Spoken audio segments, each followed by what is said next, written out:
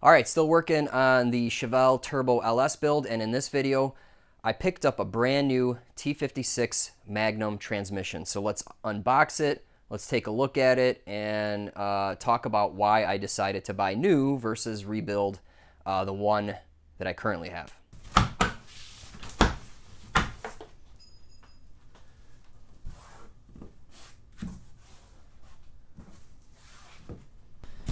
Oh man, brand spanking new. Okay, so why did I decide to buy a brand new trans? Well, I have a T56 transmission that is gutted and it's in the Chevelle right now, and you've seen videos of that, and I basically installed it empty as a mock-up. The problem with that transmission, it needs a lot of money, okay? A lot of money. I mean, first of all, it's an LT1, so the input shaft and the front faceplate are different for LS1, which you see here, the LS style. And then a lot of the main shafts need to be replaced. I think some of the gears, all the synchros, it just needs a lot. Okay, and I could rebuild that guy. I could take the time to rebuild it and, spend $2,000 or more in parts, and then the problem is I still have a torque rating of like 450 foot-pounds for that guy, okay? Now this guy here can handle 700 foot-pounds. They upgraded the spline on the input shaft, the output shaft, the synchros are updated, the shifting has been updated. I mean, this trans, the Magnum, is more like the TR6060. A lot of the design improvements. So it just made sense to buy a brand new freaking trans, okay? And given the timeline I have here, which is like I want to drive it now, versus rebuild the old trans and not. So this is going to be awesome. It's going to handle the power that I need, and it's ready to go. As soon as my other parts come in, I'm ready to slap this guy in and just continue on with the build. So I think it was a smart move just to buy a brand new one. All right, let's take this thing through the gears. I got a rag here because there's some white sealant that they used on all these screws, and I want to get all in my hands. Anyway, so this thing comes with a shifter, which is pretty cool. I thought it would not come with a shifter, so that's awesome. That's one less thing I have to buy. And there's no shifter on here with the balls, so even with this thing much shorter, it's going to be harder to shift. But check this out. First gear, second, third, fourth, fifth, sixth.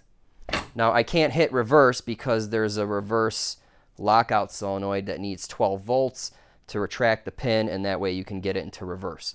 So obviously I can't put it into reverse, but man, these shifts are really short and they are easy, low effort.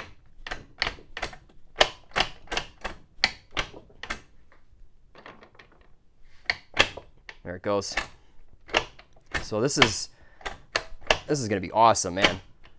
So I'll get a short shifter, and this thing will be really easy to shift through the gears.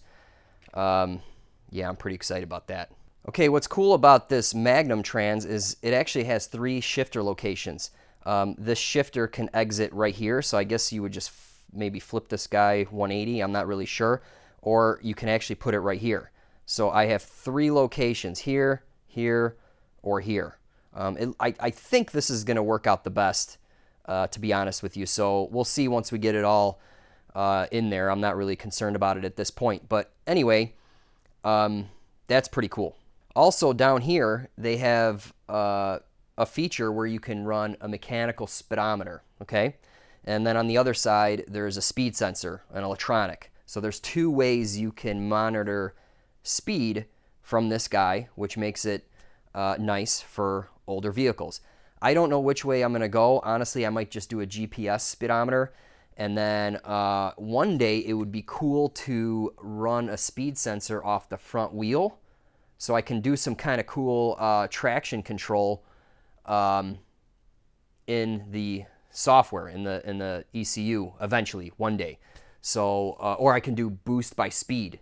That's what I was going to get at. So I can ramp boost in as speed increases, because I'm going to be using street tires, so low boost at the start, and then ramp it up. I think that would be pretty cool. So anyway, that's just some things I can do, you know, when I get there. All right, so here we are on the Summit Racing website, and here is the transmission that was delivered. And if you guys don't know, Summit Racing has been supporting this channel with rebuilding the engine and stuff like that. And this time around, they gave me a nice little discount on this transmission. So huge thanks to them. Make sure to check them out. They're an awesome vendor. They have everything you need for your projects. And they also sell motorcycle stuff. So make sure to check them out. All right, so what we have here is the transmission.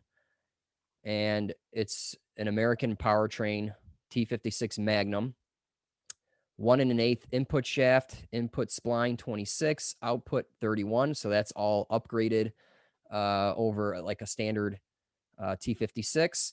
And then it is a close ratio box. So the first gear, 2.66, second gear, 1.78, third, 1.3, fourth, 1.0, and then it's a double overdrive. So fifth gear is 0.8 and sixth is 0.63. Okay. So, yeah, this thing is freaking awesome. So I'm really excited about this. Okay, now I want to show you this cool spreadsheet that someone on Team Chevelle made. Ron Cook, aka Bo underscore Tide. Anyway, I don't know if the spreadsheet's available anymore online. I grabbed it years ago, but dude, check this out. So you put in your gear ratio, your rear end gear ratio, your tire size, and then you select the transmission from your drop down, and then it'll spit out RPM per gear. Okay, so here's the spread. So check this out. Okay, so we start here. I have a 373 rear end axle ratio, okay, on my 12 bolt. My tire size is 285, 35, 19. Tire deflection, we don't care about that. Okay, so down here, he has all these transmissions. Okay, tons of them. Okay, and he has the T56 Magnum in here, and we have the 266 first 0.63 overdrive. Okay, so these are the gear ratios already loaded in here, ready to go. Okay, so next up, you have to input some other things. Let's see here. Step 4, driveline slippage. I'm going to put 0 because it's manual, so there should be no slippage, right? If you had an auto, there'd be some converter slip, right? Here we choose the maximum red line. I'll just put $6,000 in there for now. And then look at here. Here's the first, the final drive ratio. So what you do is you multiply the first gear ratio by the rear end ratio, and you get this number here.